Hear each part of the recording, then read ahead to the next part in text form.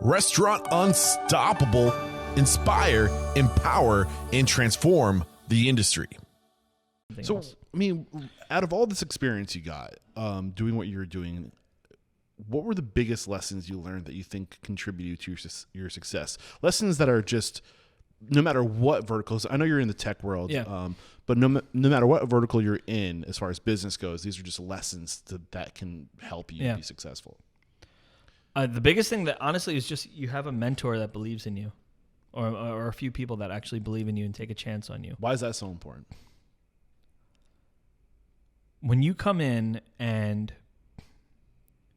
when you come into a new situation and you have no idea what you're doing and you have no idea even where to begin or what the path to success actually looks like, having someone who's navigated that path already and point out what potential mistakes you can avoid or ways in which you need to change your behavior or how you're going to go about doing the job, someone who can point those out and tell you or give you the framework at least for what success looks like it's incomparable in terms of the amount of value it provides to you. Yeah. And I can't remember. And that is true of every job. Like that's true even of this startup stuff that I'm doing. Like, so. And you said, I can't remember the exact words, but I think you said that who believes in you, right? Mm-hmm. And I think that's a key part too.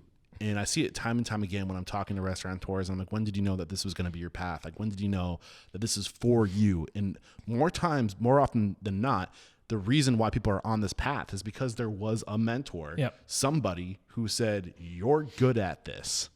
You have what it takes. You could go somewhere. And because I don't think we're that self-aware, you know?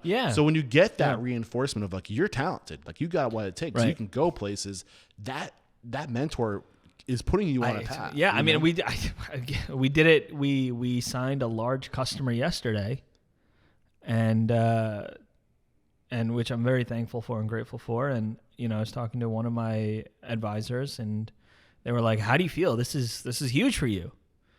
And I'm like, well, yeah, but like now we got to onboard them and now we got to make sure that we're successful with them because we got to prove to them that we can do this. All the things we said we can do, we got to do. Yeah. We got to do it. And then I got to find the next one and the next one and the next one. And he was just like, you need to chill out for a second and like enjoy the fact that you did this. Like this, like if you don't stop to savor the little victories along the way, and if you don't give yourself the space to, instead of like, what next, it's not good enough. Like really that's what it is. Oh, it's not good enough. I got to do more. If you don't stop to basically like give yourself the validation that I just did something that is good enough and I am on the right path, and sure, there are things that I can do better, but I've already gotten to this point and I know that I could, you know, continue ironing out those kinks and get to the next milestone. You know, without those, like savoring those small victories, like why else are you doing this? You know, like, so exactly. It's like, what's that old quote? Like I was thinking about this, 'cause I was talking to my dad about this and I had the same exact conversation with him and I forget the name, and it's like, of the conqueror that the poem is about. And he's like, and he looked on his kingdom and he wept because he had no more lands left to conquer. Right. And it's just like, don't be in that position. Like you have to fall in love with the process. And that's true of any business that you're doing. You have to fall in love with the process and the art of trying to figure it out and the art of executing on it. Otherwise, you're not going to enjoy the top of the mountain when you get there. Yeah, if you do get there.